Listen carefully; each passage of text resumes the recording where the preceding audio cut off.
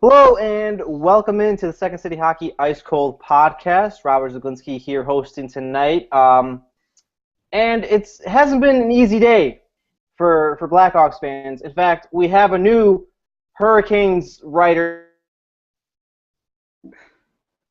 Adam Wait, Hess. He's a Hurricanes fan as well. Adam, how are you doing tonight? doing good. Just working on moving to Carolina, trying to find an apartment and a job in Raleigh area so that I can follow Teuvo Teravainen because he's my special boy. I can't not have him around. So it's fun being a Blackhawks fan, but this time to move on. Things change. And joining us tonight is Brandon Kane. He's a writer for SCH, the backbone, and I'm sure he'll be modest in saying that, but he's the backbone of all the news updates and all of that. Brandon, how are you? Doing pretty good, all things considered, with all the crap that went down today. Yeah, a lot of suicidal Hawks fans, and that's not even. I'm not even joking about that, but it's true. Especially Adam. And from a fan perspective. From a fan perspective, yeah, from a fan perspective. Okay, so let's break it down. The Blackhawks, to get rid of Brian Bickle, traded away Teuvo Teravainen to sweeten the pot to the Hurricanes because evidently that's what they had to do to get rid of his contract, to get rid of a contract that only had 1 year left on his deal. Got back a couple of draft picks in return. But it's tough, and because they're now seemingly setting the table or setting everything in place to sign Andrew Shaw to likely $4 million a year. Wait, and did anyone say that, or are you just speculating on that? Because if a probable $4 million, if you have to think, you have to just think because further. I'm very hesitant about this Andrew Shaw talk, mostly because I am someone who isn't super negative on Shaw. Some people are like, oh my gosh, the Blackhawks traded Teuvo to keep Shaw. I'm kind of like, well, they traded Teuvo to get rid of Bickle, and maybe Shaw will get some of that money. You want to say what you said before the pre-show? Oh, well, what I did say was that Andrew Shaw better fucking score 40 goals, and he better not take any penalties, or I'm going to hold it over him. But yeah, at the same time, I just don't want. If you can commit a penalty in the preseason, this is going to be done. I just don't want people. I just don't want people to put this on Shaw's back. I mean, he's going to get too much money, but I don't know. I mean, until I'm waiting to see the money and the term on Shaw's contract before I overreact too far to that side of it. Brandon, what are your thoughts here, man? Oh my God, why didn't they try and trade Mark McNeil? Oh my God, just get rid of him. Well, what makes you think McNeil is so valuable? If he hasn't been able to come up from Rockford yet, I don't think they're very high on him, and that probably speaks volumes. But even if their talent evaluation has been the best in the past 2 years or so, I mean. Well, yeah, they didn't bring him up. They brought up Hindroza. I mean, that speaks volume right there. You already prioritized who you want to bring up, and even with our roster projections of their lineups, we've always had Vinny in there and not McNeil. So it's you can bait the whole first-round draft pick thing and just get rid of him. Isn't Ostroza the one that got drafted by the KHL too? Did he? Yeah. Oh yeah, they got pawned off. So Ostroza is so good that he's been drafted. I don't think the Hawks drafted him, did they? Anyway, Yeah, they did draft. He's been drafted in 2 professional hockey leagues. Mark McNeil's only been drafted in 1. So let's just. Are you trying to make yourself feel better? No, I don't know. Just let's not forget though. Mark McNeil did play 1 NHL game last year, and it was for the Hurricanes. So maybe the Hawks were trying to showcase him, and they didn't like what they saw. I'm just saying, in a league where Jim Benning exists and Joe Sakic exists, Stan Bowman's making the moves towards becoming one of those guys. And maybe I'm being too fatalist. Maybe Stan's more comparable to Dean Lombardi, but you couldn't find another deal. This feels like another Patrick Sharp trade to me. This feels like another Patrick Sharp trade. Well, this is worse than the Sharp trade, in my opinion, because I mean maybe not in the hindsight and what has ended up the result of that, with now the Hawks having basically nothing over that to show for that deal, but I just think overall it's worse than the Sharp deal because as much as Steven Johns was the Blackhawks' best prospect. Like when they had to include him in the Sharp deal, like that was getting rid of Sharp, who like was still a good player plus your best prospect. Now it's like you had to sweeten the deal so much, like just to dump a guy and get like even somewhat of a return. I mean, a second-round pick and a third-round pick, and the third-round pick isn't until next year. Those are nothing special in terms of a return. So having to lose Tavo, who has already shown flashes of promise and is still only 21 and has continued to develop and just like has played better, like to lose that like over the unknown of Johns last year, I would say that this trade is actually worse. Yeah, I would agree on that because you have Tavo, who's only 21, and Shaw's 25. Give me Tavo at 25 with his stats compared to Shaw. Who's better? No question. And Tavo's going to be the first-line center in Carolina, and he's going to grow up with young players, and and he's like, I mean, the thing about the Hurricanes is, as much as it, like me saying like, oh, like I'm going to be a Hurricanes fan is mostly a joke. They might actually end up being my East Conference team because they're going to be a lot of fun. Look at guys like Justin Falk and Noah Hannafin and now Tavo, Jeff Skinner. Who else did they have? They still have Nordstrom, former Hawk. There's a guy whose name is on the tip of my tongue, but I can't think of it. You said Hannafin? You said Hannafin. I said Hannafin. Maybe I'm thinking of Lindholm. I think Cam Elias. Ward, right? Hey, Cam Ward's still good. Yeah, no. Elias Lindholm. They have a lot of good young players. You got Sebastian Aino. Yeah, they have a lot of good young players, and they're going to keep getting better. And they have a former Hawks coach, or a former Bill Peters, former Ice Hawks coach, is their head coach.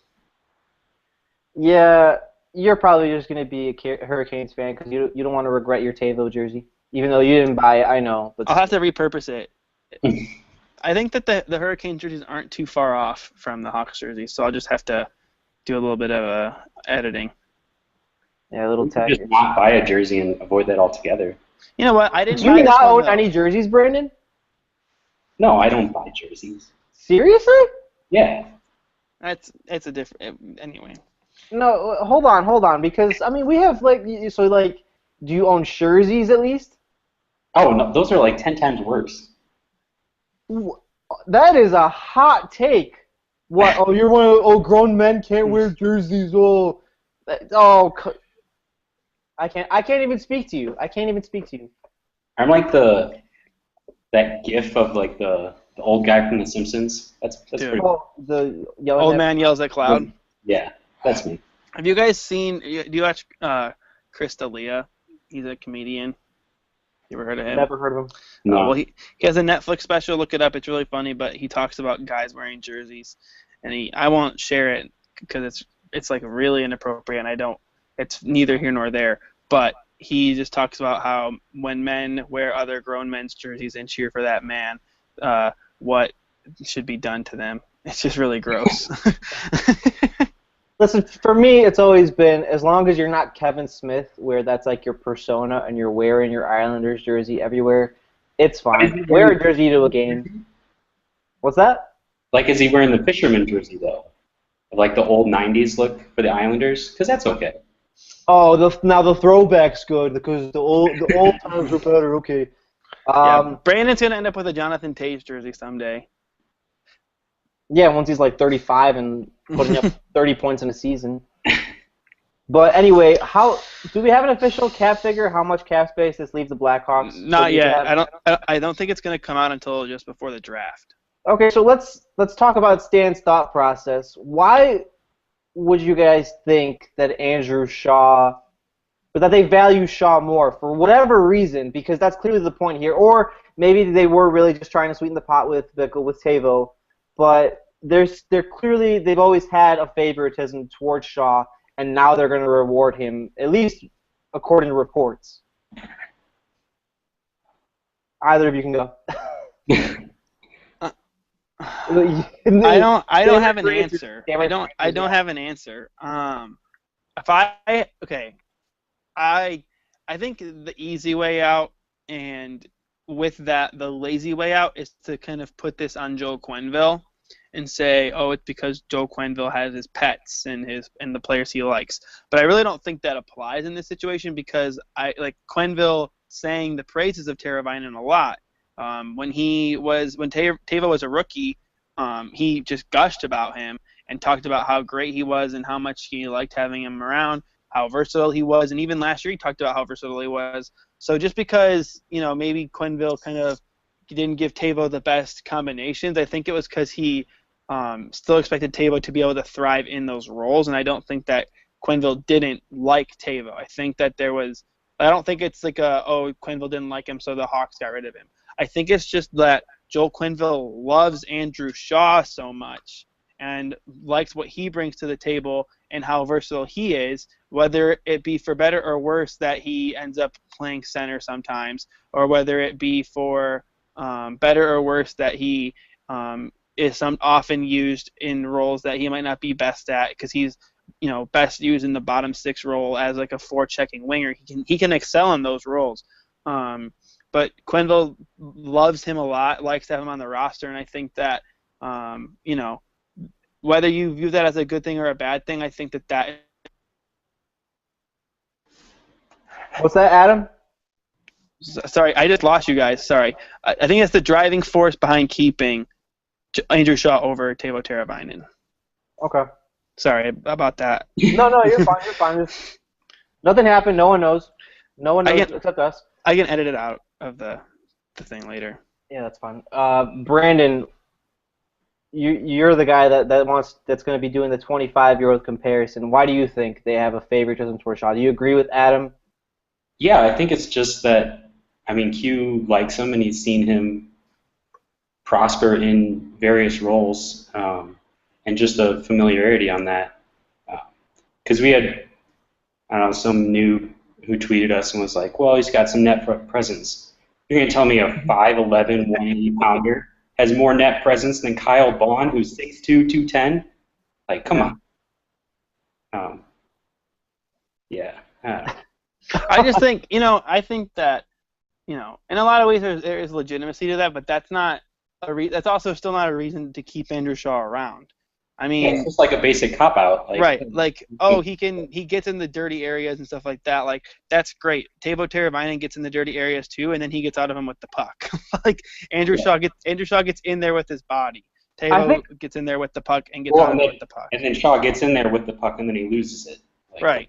We were just talking about it in Slack, and I think it's a fantastic point. I think a lot of fans will justify these kinds of moves by the Blackhawks because they'll just accept whatever's thrown out on the table. Like, if the team's doing it, they'll just follow blindly, and they're only going to look at guys through the microscope of, what have you done for me lately? They don't see Teuvo in the star that he can become or will become, in my opinion at least. I'm sure you guys agree. And the development he's made, they see Andrew Shaw, oh, he's their fan favorite. He's the guy that headbutts in a puck in the Western Conference Finals. He's done all this stuff. And of course, it's the mentality they don't want to look at anything else. That they're looking at the physicality. They're looking at hits. It becomes a form of validation, I guess. I hate to say that in such a complicated fashion, but I think it's true. I think that that's a good point, and I think what plays a role in that is just like the broadcast side of it and how players like Teuvo, and especially in roles like he was used in last year, which was pretty heavily defensive a lot of times, not really used to the best of his offensive abilities in some ways, and then guys like Shaw, whose contributions with the body are obviously much easier to see. The broadcast points those things out, and when people think of hockey, a lot of times they think of that gritty kind of dirty. I shouldn't say dirty, but the gritty, hard-nosed play, and they don't really think of it as much as a graceful game full of skill. And so it's kind of just the curse of casual fandom, where if you are just a Blackhawks fan, if you're not reading SCH, you don't know what's going on. Well, it's not even that. If you are just like a casual fan and you watch the games but you don't pay a whole lot of attention to what's going on elsewhere, then you might actually think that Andrew Shaw is better than Teuvo Teravainen or more valuable, because in a lot of ways that is kind of like in a vacuum, sometimes it appears that way, especially when, Eddie Olczyk spends 40 games talking about Teuvo Teravainen and how bad he is and how he needs to step up. And then they praise Andrew Shaw for throwing a hit and taking a penalty, but that's 20 feet behind the play. And again, I even say that as someone who views Andrew Shaw in a better light than I perceive a lot of other Hawks fans too. I think Shaw is very valuable to this team, and I understand why they like what he does and that he's very good at what he does. But at the same time, he like Brandon said, he's 25 years old. That's not worth giving up 21-year-old Teuvo Teravainen, who in reality, you want to talk about more cap hell coming up. Artemi Panarin ain't getting any worse. He's going to be coming up. Probably not taking a bridge deal because he's already 25. Teuvo Teravainen was going to help you out with the salary cap when he needed to come on his extension. So the fact that they kind of valued. Well, that's an assumption. You don't know. Well, he wasn't going to get. He probably wasn't going to be getting. Okay, that's fair. It is an assumption, but he probably wasn't going to be getting a 5-year, $30 million deal, looking for anything like that. Whereas Panarin's going to probably be looking for that kind of deal and probably going to be able to get it. The Hawks would be silly not to try to, at least. But at the same time, Teuvo probably could have helped them in terms of just taking a cheaper deal, like a bridge contract. But now they've lost that in favor of trying to sign Shaw to that kind of deal. And it's just it leaves you with only one really good prospect in the system at this point, one good young player in the form of Nick Schmaltz, who might not even sign. Forward-wise. Yeah, forward-wise, I mean. Yeah. Well, I think, from a fan perspective, so many people just watch the North American game, and that's that gritty forward type that you talked about. Whereas Teuvo has the more finesse with your European game, and then there's exceptions with Russian players who do the mix of both. But if you're not watching the KHL or Champions League, all you're seeing is North American hockey, where you have the more physical presence. So when people see Shaw doing that in the praise that, like you said, that the broadcast is giving, they're like, oh, well, this is clearly good, and Teravainen's supposed to be this Finnish Kane that he's marketed as, and he's not doing it. But you can't be doing that on the third line with, all these players, and he's not up there with, Hossa, Tays, guys like that.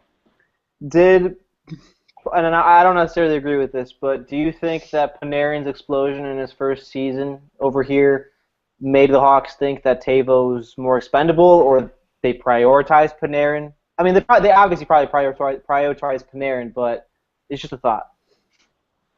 Brandon? I mean, right after the Hawks signed Panarin, he had that breakout tournament at the World Championships, and then everyone was like, oh, shit. This guy's way better than we thought, all the opposition. And then he comes in his rookie year, whatever, and just destroys all the other teams. And I mean, he's 24.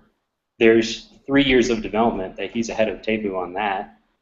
And you got to think that at 21 in the Hawks system, Teuvo has better coaching to rely on, better teammates than Panarin had. So I would say his ceiling was higher than Panarin's. Really? Yeah. And see, and I don't want to say I agree with that just offhand, but I definitely don't disagree with it. I think that when you look at, I think Teuvo's biggest weakness, and I've said this time and time again, and Teuvo's admitted to it too, is lack of confidence. I think that a lot of times you watch him play, and he's passing up open shots in favor of making a pass, when it's be confident enough to take that shot. Stuff like that. I think that he just kind of struggles with, taking that confidence and being confident in what he does. But I think you can teach that, and you can help encourage that in players. And if Teuvo gets that, which I'm sure he will, he seriously has number one center potential. And I mean, that just it kind of goes to show how deep the 2012 draft in which he was selected was, with guys like Thomas Hertl, going just before Tavo did as well. He has the potential to be a number one forward for a team. And I mean, the ceiling is probably higher. Whether or not he could have actually reached that ceiling, even in the especially in the Hawk system where they didn't really need him to be that number one guy, is definitely a question mark. But whether guys reach their ceilings all the time is always a question mark. But I definitely agree that Tavo has a very high ceiling, very high potential, and can be your number one go-to guy and be an elite player in this league. Okay, so this is for either of you. Either of you can take the helm on this.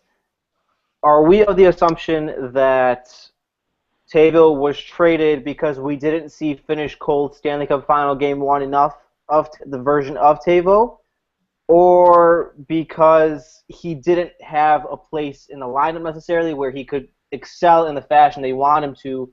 He was probably going to be a third-line player. Maybe he would play in the top line next year. Or a combination of both, or neither. What do you guys think? I think neither. I think that Tavo's inclusion in this deal, I think that fans will justify it saying that way, like, oh, it's not a big deal that they included. But I think Tavo's inclusion in this deal is solely to give Carolina, or had it been any other team, to give the team that was taking Brian Biggle incentive to do so, and to give the Blackhawks assets, and also to get the Blackhawks, reasonably good assets. The Blackhawks moved back up into the first two rounds of the draft, which is huge, and I think the Hurricanes have one of the top one of the first 10 picks in that second round. So the Hawks are going to have a pretty good pick in that second round this year. I think that I think the preference for the Blackhawks would have been to keep Teuvo Teravainen. And I don't think Tavo was included for any reason other than because that's like what was necessary to move Bickle. Yeah, I definitely think it was a sweet in the pot deal. I mean, getting that second round pick, it's nice, but they'll probably trade it in 3 years anyways. They're gonna trade Shaw, and they're gonna include Schmaltz to get rid of.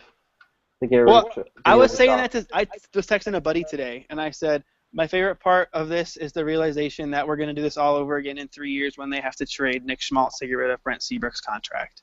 So Nashville too. He'll have to agree to it, so it'll definitely be to a contender or to some kind of good team too, like probably a divisional rival, just like Dallas. Yeah. We'll trade. Also, don't you guys like how Bowman just picks certain Eastern teams and he's like, I'm just going to dump all my shit on you?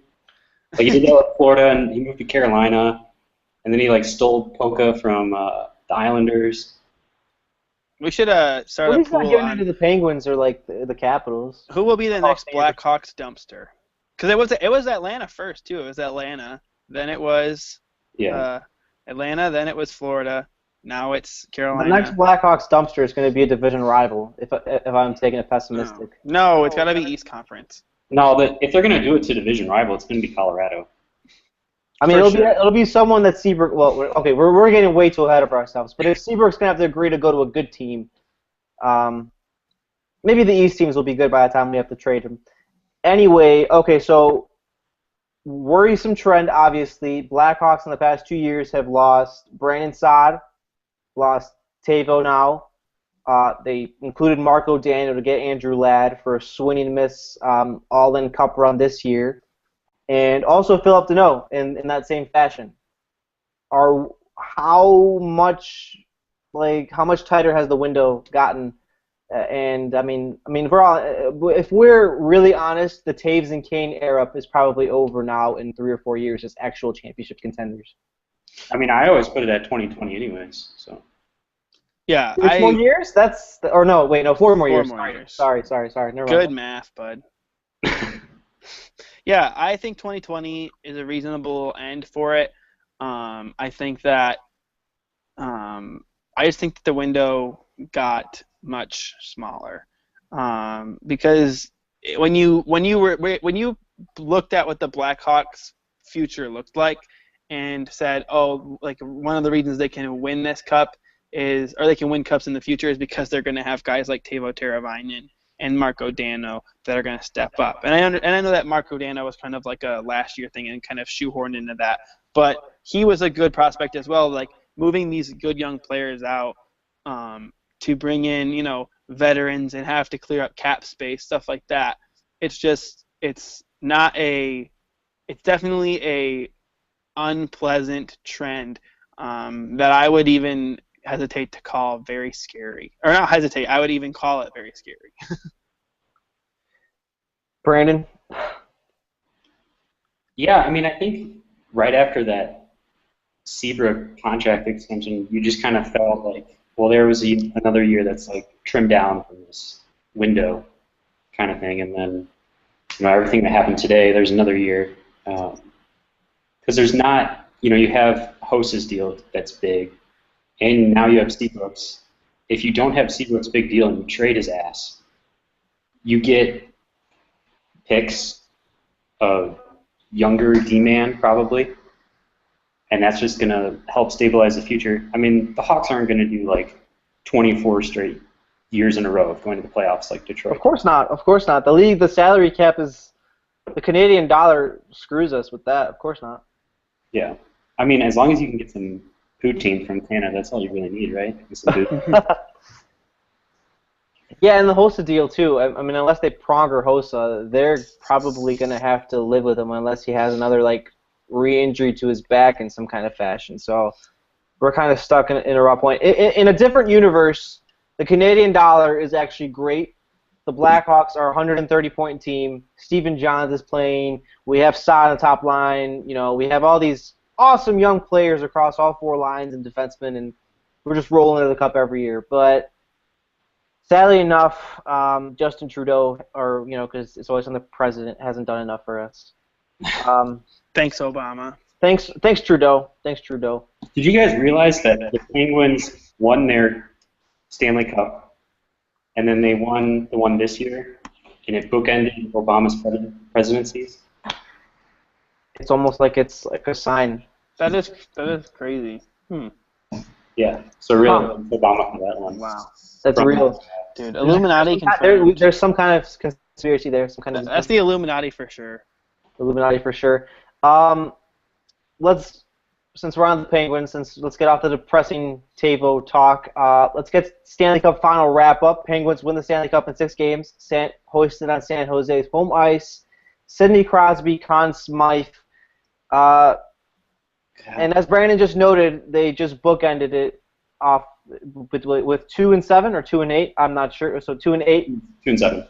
2-7. It is 2-7, but Obama was only president. He wasn't president for the 2009 one. Okay, so they bookended it with a cup of 2-7 years. It's been a year of a lot of an era of a lot of first round failures. Overall, a team that has the supposed next Gretzky hasn't been able to get over the mountain after winning a cup in 2009.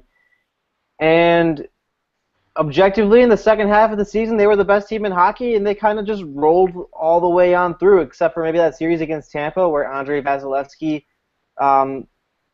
what's the word? Gave him hell. Not really lucky. Got it to a game 7 by himself. They were the best team throughout. And I mean, what's your guys' main takeaway here from the Penguins winning the cup? Can we relate to this? Can we relate this to the Hawks? God, they had Evgeny Malkin on the third line. Let's just take that in. Yeah, the HBK line kind of their version of, and I was thinking about it today, their version of the Sharp, Vermette, and Teuvo line. Not to depress you guys more. That's what it kind of felt like to me. Yeah, that's a perfect comparison. And geez, Sullivan, did he get all his tricks from the Hawks when he was their development coach last season? Just learning how to mesh different talent and just screw it, let's throw this together. Because that's essentially what he did. I think the Penguins just need to fire their coach every time they want to win a cup. So next year, Sullivan's going to have to get fired. Oh yeah, because Bilesma was interim when they won in 2009 too, wasn't he? Yeah. Holy so shit. That's what they're just going to have to do, because that's clearly what inspired them, if we're going to go off cliches. My only takeaway from the Penguins winning the Stanley Cup is that I was right all along. Oh my God! All right. I knew that. I'm just saying, I called it at the beginning of the season. I stuck with it through the playoffs. I even called Penguins in 6 when the series started. I even called Penguins in 6. You did. This will be the one time. This will be the one time. I'm gonna let this let this have like some big ego, and then next year I'm gonna like go place a bet in Vegas or whatever, and I'm gonna lose a ton of money. Yeah, next year you're gonna like put some money on the Kings or something, and then they're gonna lose in the first round again. Calling it now, Florida Panthers 2017 Stanley Cup champions. Oh my God! Wow. Dale Talon gets validation, even though he was the one that messed up here. Yeah, and I think I don't know. For me, the way they won too, it was a little different. It was really similar to the Blackhawks last year, and how teams are probably going to have to win the cup moving forward. They didn't have a deep defense. In my mind, they probably really only had 2 quality defensemen that you would consider, being able to get out of their own zone as good puck movers. But they had 4 lines. They rolled 4 lines, and their forwards, I mean, I don't really have a better adjective, out-forwarded everybody else's. They were better. They were deeper than everybody in that aspect, and they were able to shelter that defense much more. It held them out more, much like the Blackhawks did last year with really only 4 defensemen. And with the cap so tight, that's probably what there's not really going to be a deep defensive team or a deep, in my mind, that's going to make a cup run anytime soon. I know the Ducks have a deep defense, but Randy Carlyle is also their head coach. We can't discount that, so I'm not really worried about them. Hey, Randy Carlyle won the Stanley Cup in Anaheim. Yeah, when they had to beat the Senators. They're trying to spark the fire again. That's like Greece 2004 in the Euros, which we'll get to, but that's not going to happen again. Yeah, like I guess that's kind of what gives me hope, because they were also really frugal in the past few years. Connor Sheary, a lot of old guys panning out. Matt Cullen, Nick Bonino. Thanks, Ducks again.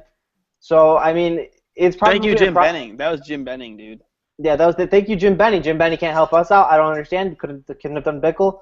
But anyway, that's kind of what gives me hope. The Blackhawks aren't winning the cup next year. I mean, I could feel pretty confident saying that. But for the last one of this era, that's probably how they're going to do it, and it'll be a little process. A year or two from now, I wouldn't be shocked that they win as a team in the fashion the Penguins did. Yeah, that whole 7 in 2017 ship is sailed, so you can't market that anymore. Yeah, that's not going to happen. It's not going to happen. They're going to be a playoff team. Listen, that's the thing. I mean, they have generational. Yeah, go ahead. Sorry. Yeah, book that. They're a playoff team. They're a playoff team. I mean, that's kind of they're the Penguins now, at least for the foreseeable future, until they can replenish the depth. But their star players are too good to not at least make the playoffs. I don't care how good the Western Conference is, and the Western Conference, in my opinion, is actually a little overrated. I mean, the whole league's a little overrated. It's not as great as everybody says. But I mean, they're at least a playoff team next year. Adam. I don't know. All I know is that Teuvo Teravainen isn't a Blackhawk anymore. I just keep thinking about that. I'm watching the White Sox and I'm just thinking, Teuvo. All I can think about is Teuvo Teravainen. Is the only way you get over it is if they win Cup number 4 in what, like number 4 and 9? Is that the only way? I don't know. If they win the I don't know. If they win the Stanley Cup, like, it'll be fine. It's just. Okay, well, thoughts on how the Penguins won, man. Thoughts on how the Penguins won. Okay, the Penguins. They didn't have a great defense. 4 lines. The Penguins. Okay. I know you're emotionally. I believed in the Penguins. Shell shocked. I believed in the Penguins all year long, and there's one man, one American hero, that I can attest. I can attribute that to, and his name is Phil Kessel. Who probably should have been the Conn Smythe winner, yeah. He should have been the Conn Smythe. I thought he got robbed. I thought, Crosby was probably deserving too, but I think it should have been Kessel. And Phil Kessel is the reason that the Pittsburgh Penguins won the Stanley Cup. Because it was defensive line depth. It was line depth. I mean, before he was Yeah. the HBK line. I mean, he was their leading goal scorer. He had the most points for them, and I mean that kind of paid off in fruition. That was their best line throughout the playoffs. Yeah. And that HBK line was. I mean, we talked about it with Mike Darnay last week. They were almost kind of shoehorned together when Malkin went down, where like they just kind of threw Benino into that second line center role, and we're kind of like, okay, like we need someone to step up here, and he did, and he thrived in between Hagelin and Kessel, and it worked really well for them. I think that's kind of like you mentioned it. That's kind of how teams have to win cups these days anymore, is doing it like in that fashion where they you almost have to like get like the one line that gets going. Like the Blackhawks had the Teuvo Teravainen and Antoine Vermette, Patrick Sharp line, and that line really got going. And this year I'm sure if we want to play pretend and the Blackhawks had gotten going, like it probably would have been that the shit, I lost my train of thought. Probably would have been the Panarin, Kane, Anisimov line, like that line there. And then with the Lightning last season, not so much this year, but last season for sure, they had the triplets line that just kind of went off. You kind of need to have it seems, and I shouldn't even say need to, but it just seems like that's kind of the trend and where we're going now, is that teams that are winning Stanley Cups and getting hot in playoffs are doing it by having just kind of one line that really plays very well, and it ends up kind of being leading the charge and being the go-to line for that team. Do you guys think that we see a juggernaut type team like the 2010 Blackhawks or 2013 Blackhawks anytime soon that's so deep at every position? Do we see that anytime soon as a Stanley Cup champion? I think there are a couple teams that can kind of work their way towards getting there. I think if you look at what the Florida Panthers have done, they have a very deep forward core, lots of good young forwards, good young defensemen too, and they seem to be making some smart moves. I think they can be a team that kind of can step up and all of a sudden be kind of a dominant team and kind of be the juggernaut there. As long as a 43-year-old isn't your leading goal scorer, that's the first step they have to make. Yeah, for sure. But I mean, even next year with having Yager on the team, when he, a 43-year-old was their leading goal scorer, and it's not like they have any chumps on the team. It's not like he led the team with 18 goals because he sucks. Like Yager is still good, and they have good. Yeah, but it's kind of the thing where like Barkov has to take like a bigger role, produce more. That's all I'm saying. Like Yeah, I'm sure that is going to happen for them. Brandon, thoughts? I mean, I don't think they're going to be as deep as those two Cup teams, but I mean, you just got to wait to see how Schmaltz and Mott pan out. I think Hindroza's just going to get better. Local boy Vinny Hinstroza. Yeah, I mean, I'm a Vinny fanboy. Come on. Well, yeah, Notre Dame. I know. But I mean, he was Rockford's leading scorer this year. He had 7 or 8 games, I think, with Chicago. Yeah, 7 or it was like a little short stint in November. Yeah. Unless I'm mistaken. But even during that time, you heard Coach Hughes say, like, yeah, this dude is legit. Like, he can definitely play at this level. I mean, I see him as your third-line center, and if they move... Andrew Shaw, sorry. My tweet, it's going to be Andrew Shaw, third-line center. Yeah. Of course. We know they're going to put him at center, even though he shouldn't be there. Yeah, and then the kind of thing, like you said, like we got to see how Polka pans out. We have to see how Forsling pan out. Well, Forslin's not going to be ready at least for another 2 or 3 years, but that's kind of those guys kind of have to hit because the prospect pool is so shallow at this point. Before we move to Euros talk, Adam, want to share your little personal anecdote about your first reaction to the Tavo trade? Oh, so I was driving home from the gym. It's like what, 10:45 or 11 o'clock. You live And there?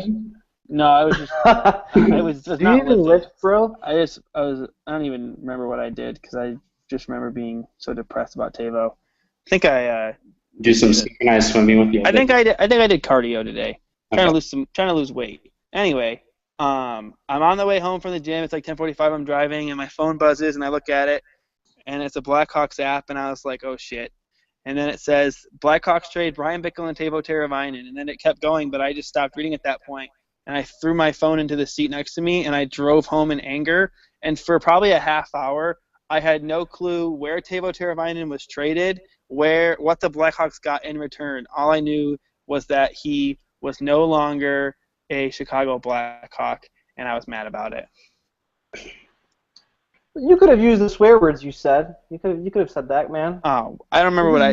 This isn't a family-friendly podcast. We've I had was bad just. discussions out here. I think at one point I said "fuck this bullshit" or whatever. I was just. I was so angry, and I was at first. I've kind of gone through the steps, Like at first I was like, no, this isn't happening, and then I was angry about it, and now I'm just sad, and there will never be acceptance.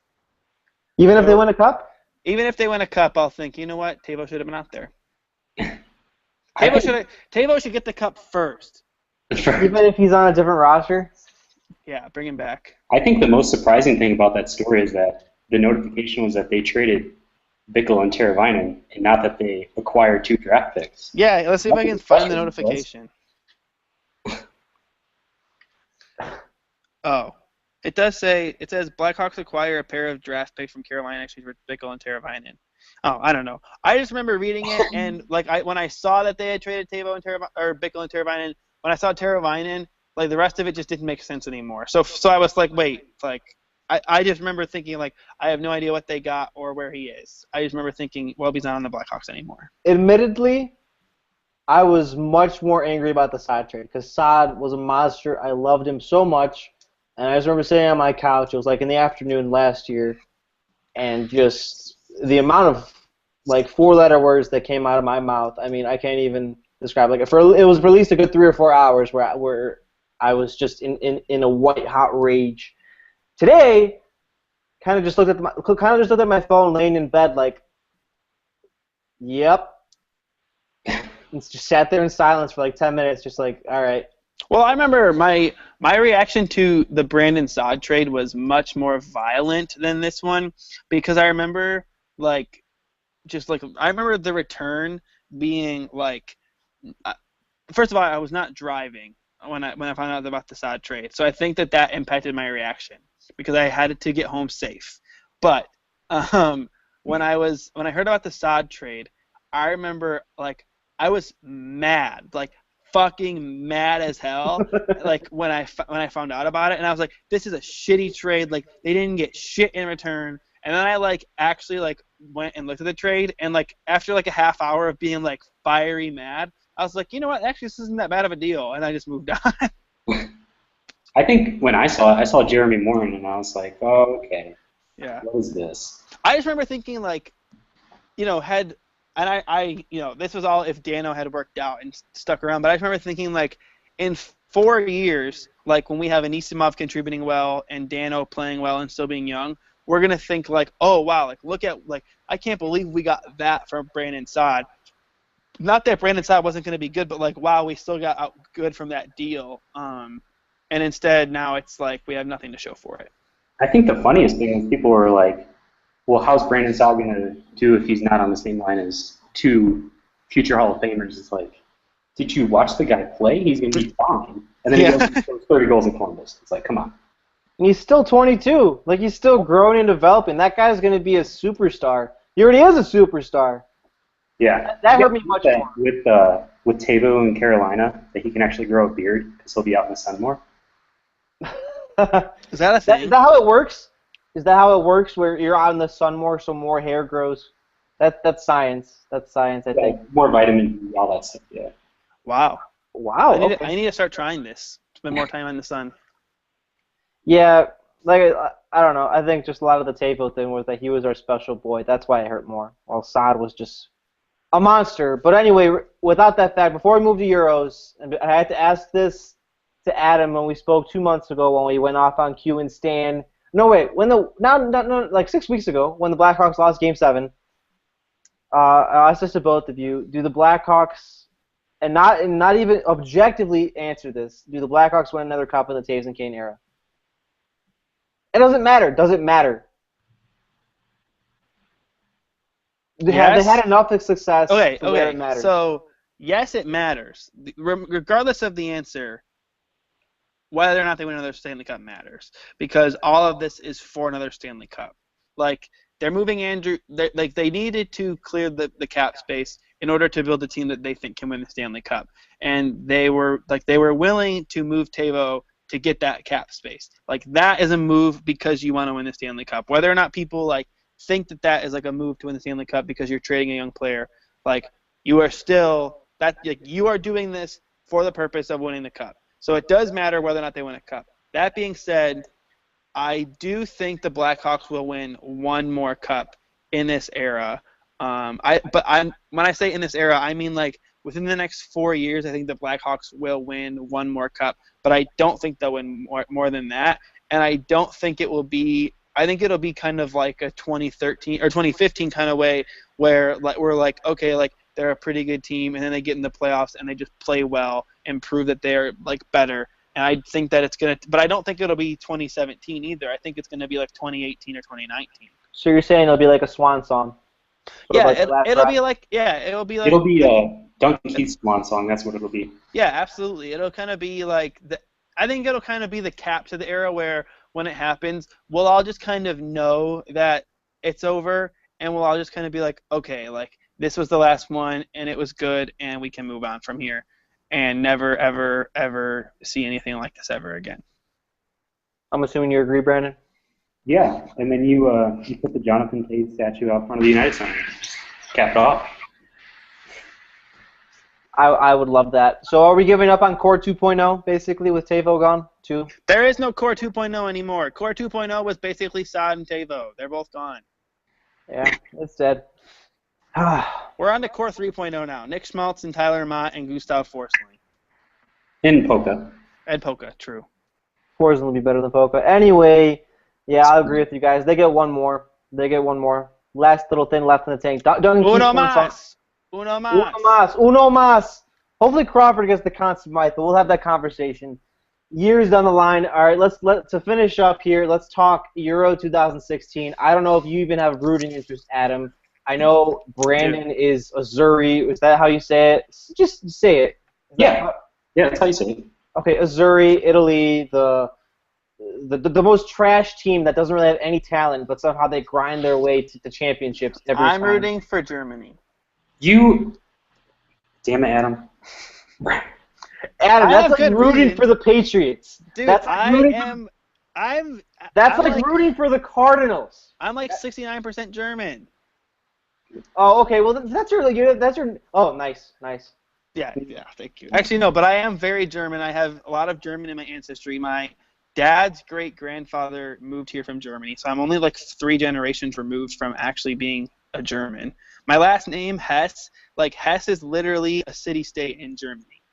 It just has an E at the end. Okay, so that's your native, So I'm extremely German, and also one of my favorite soccer players in the world is Marco Reus, and I just love watching him play, and he's German. Marco Reus plays for in the Germany. lineup? I don't even think he's in the lineup.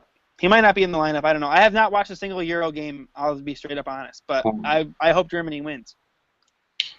I thought you were going to say Mesut Ozil was your favorite player. Then I'd give you a little credit. No, Marco Reus.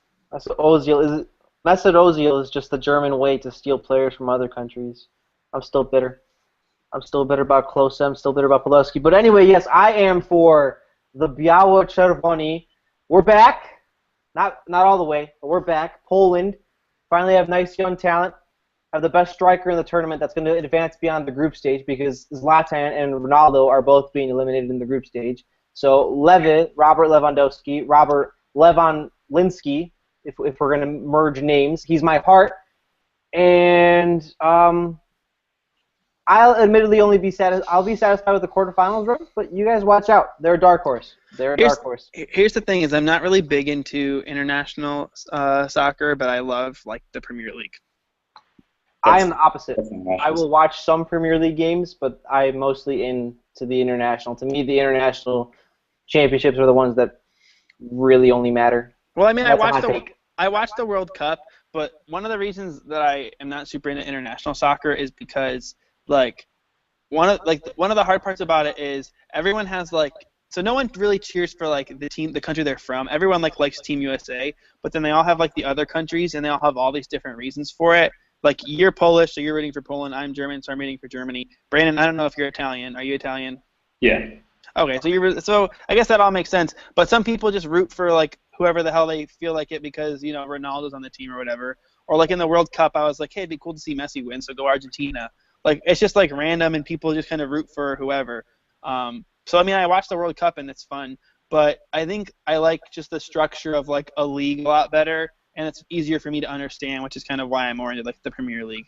I never get into like there's like 4 or 5 different championships in there, and like I never understand it. Like I'll watch a few games, but like to me, the highest level of play is international play. It's like there's that cliche patriotism that's so stupid, but unifies people. I mean, there's nothing like watching a Poland game with my dad and my mom and my cousins just like all gathered around the TV, like living and dying with every shot and every like bad pass. Like it's much different. It's much more different than watching like a Blackhawks game or a Bears game because this is like their country and their blood or whatever. I mean, I know that sounds like really more Hits-esque, but it's true. It's just different. It's just different. Yeah, for those people who are listening that don't watch international soccer, I guess I would compare it to, you're watching hockey in the Olympics and it's on crack. Yeah, exactly. I mean, it's just like amped up, and I mean, soccer's the world game, so I mean that's what it is. I think soccer fans are easily probably the most passionate sports fans that exist. Well, yeah, just look at France with England and Russia fans, and in general, really everybody the past week or so. Well, the past feeds out a little bit. I just remember. What's that? Adam, we lost there for a second.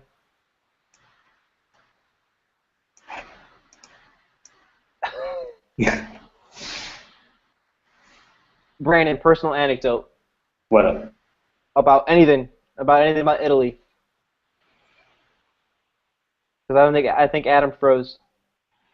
Oh man. You can edit this out. I mean, I think they're gonna get out of the group. They got Sweden on Friday. I think they win that. For me, like every other game because defense rules. I don't see how Belgium's like. They're that team. They're so good. Like they should be the team, the favorite. They're the dark horse that everyone knows is like not supposed to be a dark horse, but everyone's like, oh yeah, they're the dark horse.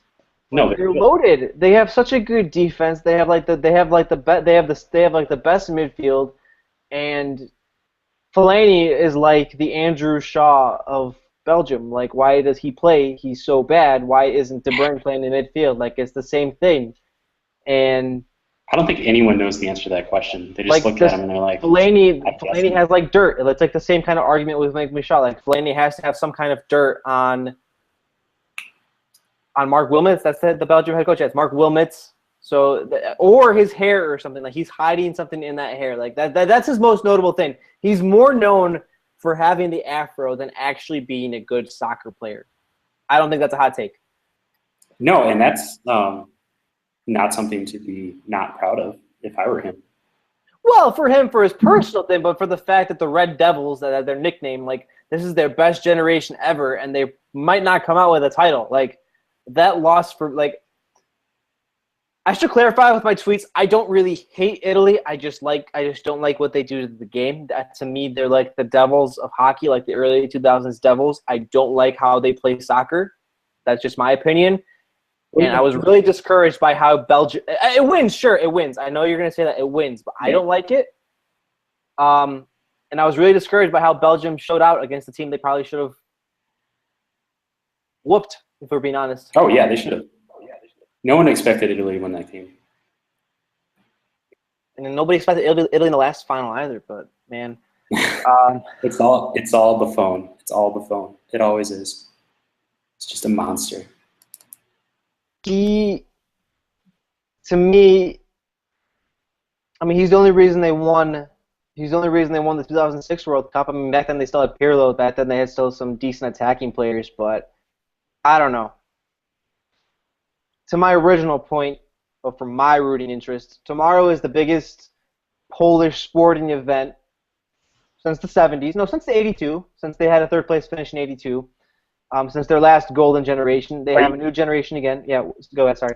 Are you talking just for the national team or like in general Polish sports? In general, because the Polish soccer league is trash, and all other sports don't matter as much in Poland. They don't have football, baseball, anything. So Right. I mean, but Poland has Joanna Jędrzejczyk, if I'm saying that right. yeah, it's Jędrzejczyk. Yeah. UFC champ, and she's like, I don't know, I'll pay money to watch her fight. All right, but I'm talking like in scale of like how people are gonna watch. I mean, like the whole country is gonna be tuned into tomorrow's game, and like most. That's not like, really a Polish event either. What? You know, like just because she's Polish doesn't make like it a Polish event. Yeah, but you get behind like a person who's like your nationality. Like my dad will talk about her. He'll talk about like other fighters. Like he'll still talk to me like how proud he was that I forgot his name. That there was like a Polish champion boxer that was knocked out by Ali, and that was like his breakthrough. And my dad's really proud of that. You know, like people take pride in like even in a loss, like that he was the stepping stone for Ali to become great. Like my dad literally says that. I forget the guy's name. I'd look it up, but it's probably too deep. I also like how the most successful Polish guy in the Olympics was a speed walker. He won 4 Olympic medals. Yeah. Let's not talk about that. What do you expect? We have the world's third or fourth best striker. We have some nice midfielders, and I'm seriously, the country's going to live and die. Like, we might riot. We might go Vancouver if we lose tomorrow, which is likely that we might lose, but it's our best chance in over 40 years. Seriously. Who are they playing? Who are they playing? They're playing Germany. Oh, go Germany! See, now you're just doing it to be a dick. Yeah, man. Go Germany! This is like the first time we have like an actual good team again because like they rooted out corruption. Taking pride in my homeland. All right, man. Well, let me finish my anecdote because I actually care because I've been watching the Euros and tomorrow will probably be the first Euro game you'll watch, Adam. I won't even watch it. Let's be honest. Yeah, you're probably not even gonna watch it. Adam, I think if Germany wins the whole tournament, we need a picture of you in Lederhosen. Dude, deal. Not a deal. Wait, what is Lederhosen? What's Lederhosen? It's like underwear. Yeah. Oh, okay. It's like a brown get-up thing. It looks like overalls. Or like Ronaldo tidy whities. Dude, I could pull that off for sure. You probably could. But yeah, we're coming back. We're off topic. We're way off topic. We're really off topic. Let's finish this up. Adam, you look really depressed, man. You look really depressed right now. We are in a. It's my iPad died, so I had to. I don't know. I'm also like holding my phone up here. Wow, I have bags under my eyes. This is weird. Anyway, we're not talking about Copa America, and we're because Copa America is irrelevant. Supposed to be good, proud Americans. Hey, Messi's in Chicago. It's not irrelevant. Yeah, that's like the only time he'll ever grace America with his presence because he's too good for this country. Copa America's irrelevant. Argentina's winning it. I mean, it would be like a miracle on ice if the U.S. beat Argentina. Well, they have to beat Ecuador first. Yeah, and they have to beat Ecuador first. Yeah. Copa America. The only reason I'm not watching is because Neymar's not playing. He was playing. He just got eliminated. Oh, wait, no, he didn't play. No, he's not playing because Brazil. They didn't play because Brazil wants to win the Olympics since it's in Brazil. So they're like, well, we're going to save Neymar for the Olympics.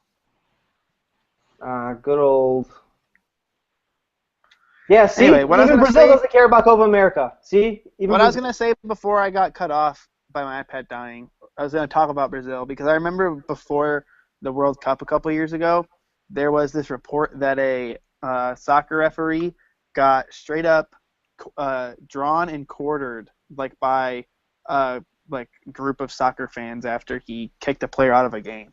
Like they ripped him into pieces and murdered him. So pretty passionate fans of the Yeah, sport. we complain about like our fans like on Twitter or like on a Facebook page or whatever, but soccer fans, they take it to another level. Like I'm pretty glad we don't really have that here. I don't see anyone cutting Tim Peel into pieces.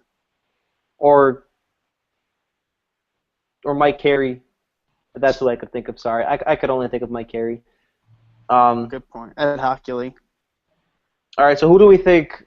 Ed Hockley. All right, okay. Can you imagine Ed Hockley as an NHL referee? No, I was. Who's the guy that took the selfie with like the beard? Like he has like a Twitter account now. Who's that guy? It's really awkward selfie. I have no idea. You know what I'm talking about though, right? No. You don't? You're all on your own on this. Yeah, No, you're on an island. All right. You're a man on an island. All right, my bad. Who do we think wins Euro 2016? Adam, we know you're irrelevant. I think Poland wins. Wow, my God. Thank you so much. Thank you. You're welcome. Go Poland. Yay. That means so much. You've been with them since the start of the season. It's almost like it's a validation for you. Dude. Brandon, I'm all about Poland. You're all about Robert Lewandowski? I'm going to go Lewandowski. France. You're going to go France? France winning it. Man, have you seen them the first two games? They're squeaking by minnows, man. You know why? Because they're not starting Paul Pogba. That's why. Their defense is so bad, though. Wait, they're not starting Paul Pogba? Yeah. Take that in. I'm dumb. Or they're dumb, not me. That's like not playing TAVO. But dude. No, I just don't trust their defense. If I'm gonna go out on a limb, I'll say, I mean, not on a limb. I'm gonna say Germany. Germany's still the best team. They're still the deepest team. They still have the best defense. They have the best goalie. Sorry, Buffon, but Neuer is better. It's Neuer, right? Who's the greatest of all time? That's just. I mean, that's probably true, but I think Manuel Neuer is still better. So, at this point, and they're probably gonna win it, but not tomorrow.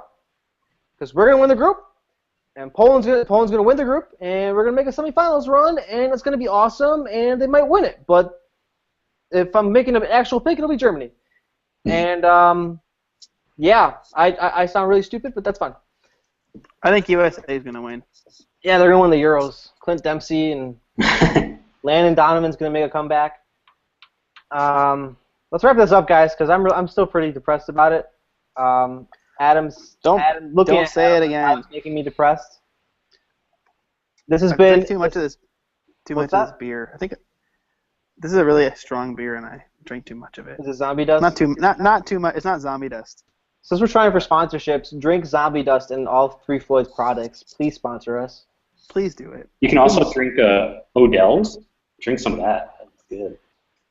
We're trying to get a sponsor, Brandon. You can't say someone else. Drink Zombie Dust. Drink Zombie Dust. We're trying to get. You can't say someone else. That's a conflict of interest. What if they offer us something? We're not trying to conflict their interests, Brandon. Alright. It is a good beer, though. I'll give you that. This has been the Second City Hockey Ice Cold podcast. For Brandon Kane, not like Patrick Kane. It's Cain or Kane from wrestling. Follow him on Twitter at Brandon Kane.